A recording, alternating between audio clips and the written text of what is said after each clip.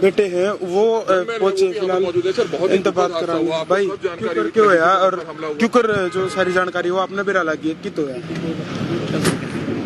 1:30 बजे पापा घर से अपने रेगुलर जो उनके प्रोग्राम होते हैं उसके लिए निकले थे। जो समाज में किसी की डेथ हो जाती है, कोई और प्रोग्राम होता है, वो अटेंड करने के लिए गए थे।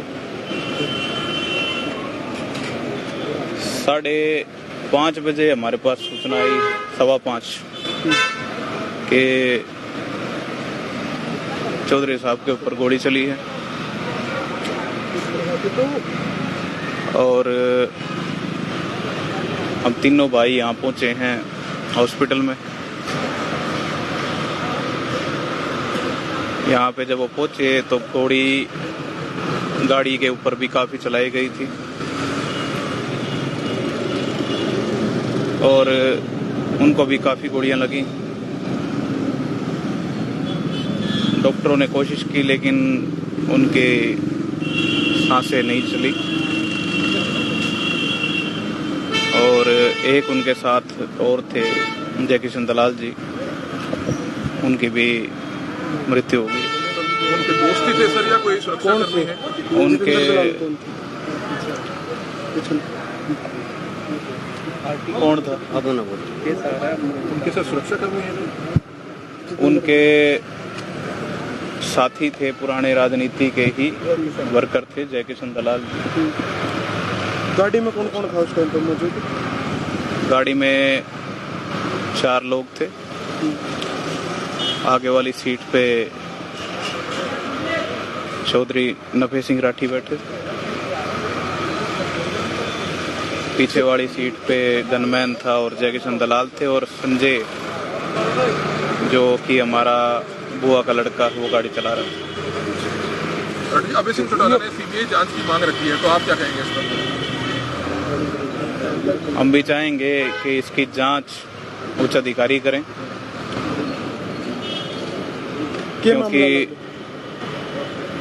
काफी समय से हम पुलिस प्रशासन से बार बार मांग कर रहे थे कि हमें जान का खतरा है, हमारे परिवार को जान का खतरा है। सीबीआई करे चाहे वो एसटीएफ करे, हमें उससे दिक्कत नहीं, लेकिन जिनको ये पता था कि हाँ नफे सिंह को जान का खतरा है, उसके परिवार को जान का खतरा है, उन्होंने क्यों आंख मीच के रखी? उन्होंने क्यों हमारे पिताजी को इतना वल्नरेबल छोड़ दिया कि कोई भी उन पे हमला कर? उन्होंने क्यों हमारी सुरक्षा का ध्यान नहीं करा? आप मांग रखेंगे शक क्या है? शक क्या है? किसने हमला किया है?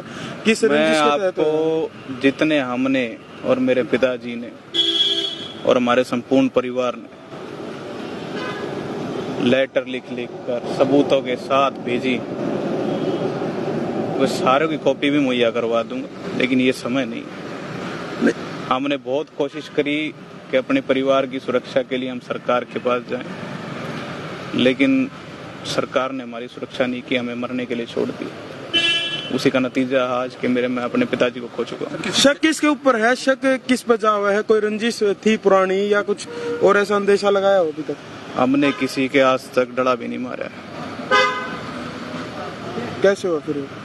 इसमें सरकार के आदमियों का सर, एक सुसाइड केस में जो है लुकआउट नोटिस आया हुआ था नफे सिंह राठी जी को, उनका नाम उसमें शामिल था। क्या लगता है कि उस मामले से भी जुड़ा हो सकता है कुछ? परिवार के कुछ सदस्य आप भी बताओ जाओ। देखिए, लुकआउट नोटिस जो जारी था उसमें एंटीसिपेटरी बेल हो गई थी, क्योंकि वो तथ्यहीन मामला था, झूठा मामला था। और लुकआउट नोटिस कैंसिल करवा के अभी देश का नेतृत्व मेरे पिताजी ने मिट्टी की कुश्ती में जो टर्की में हुआ था सम्मेलन, उसमें अपने देश का नेतृत्व भी किया था।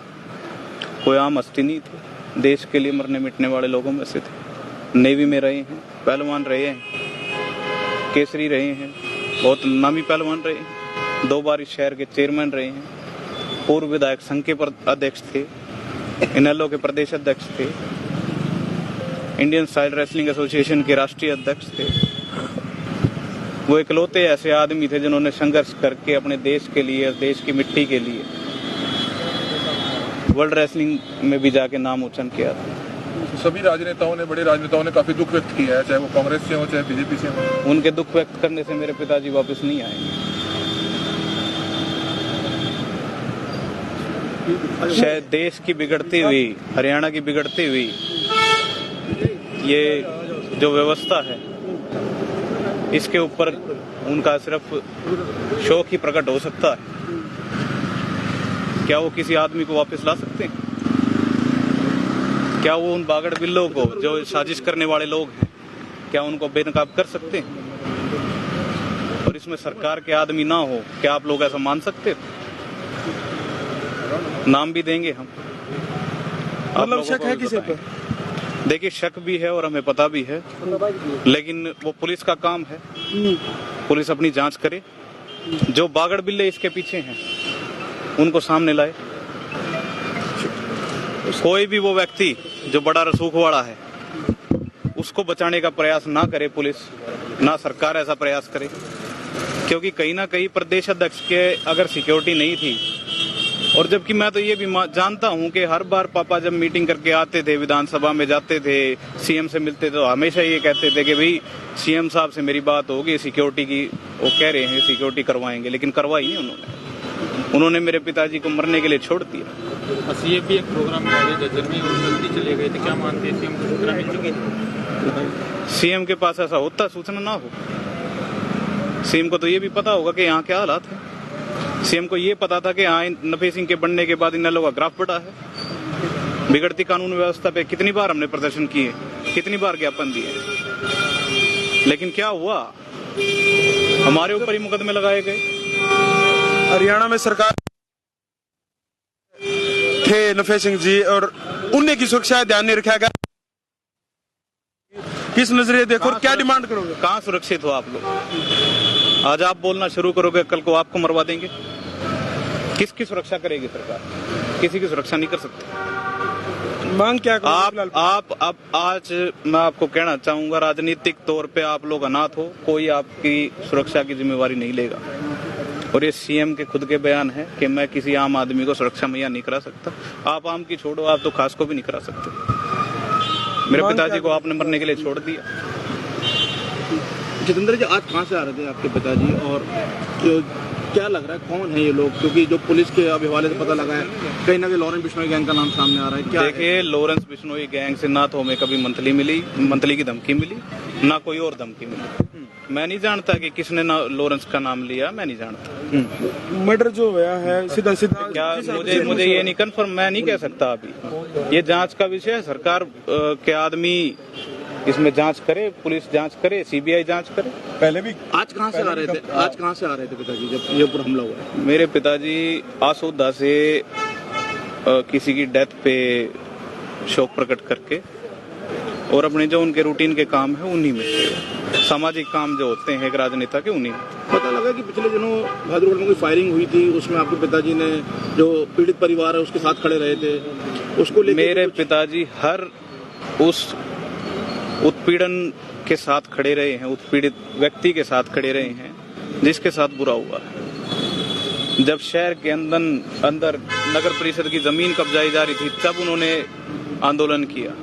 जब शहर के अंदर ये अपना पिछले महीने की वारदात है, दुकानदारों से मंथली गोली मार के मंथली लूट ली गई, पैसे लूट लिए गए, तब वो जाके दुकानदारों से मिले।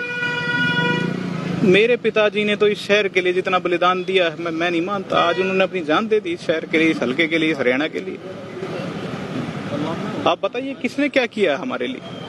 अगर चौटाला से बात हुई, उनका कहना है कि पिछले दिनों उनको काफी उनके थ्रेट मिल रहे थे। कौन थे ये लोग धमकी दे रहे थे? जी, उनको थ्रेट मिल रहे थे, और उन्होंने लिखित में एसपी साहब को मेरे सामने दरखास्त लिख के भेजी थी। मैंने भी दरखास्त लिख के भेजी थी, क्यों मैं यहाँ नगर परिषद में पार्षद हूँ। राजनीतिक तौर पे हमारा पूरा परिवार ही एक्टिव है, तो हमारे पूरे परिवार को दबाने के लिए राजनीतिक तौर पे हमारे को जान से मारने की धमकियां आ रही थी, और हमने उसकी बार बार सूचना प्रशासन को दी, मांग की सुरक्षा की, लेकिन हमें मरने के लिए छोड़ दिया गया। ये सच्चाई है। और आज वो जो लोग धमकियां दे रहे थे या साजिश रच रहे थे, वो आज अपनी साजिश में क्या कामयाब ये हो। राजनीतिक हत्या है, आप यही बोल रहे हैं? ये एक राजनीतिक हत्या है और इसमें कोई दो राय नहीं। कोई निजी दुश्मनी किसी से रही कोई? निजी दुश्मनी हमारी किसी से नहीं, हमारा किसके किसी नाम से कोई शिकायत दी थी थ्रेट की? वो आप एसपी साहब से कॉपी ले सकते हैं। ठीक है सर। Thank you sir. ठीक है जी। फिलहाल बातचीत करिए और काफी खुलासे न करे हैं कि ध्यान नहीं दिया प्रशासन ने, जो बिल्कुल भी ध्यान नहीं दिया, और राजनीतिक हत्या का जो आरोप है वो लगाया है लेफ्ट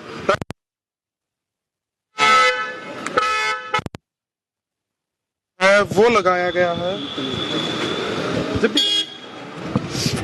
राजनीतिक हत्या का आरोप लगा, और फिलहाल मैं एक बार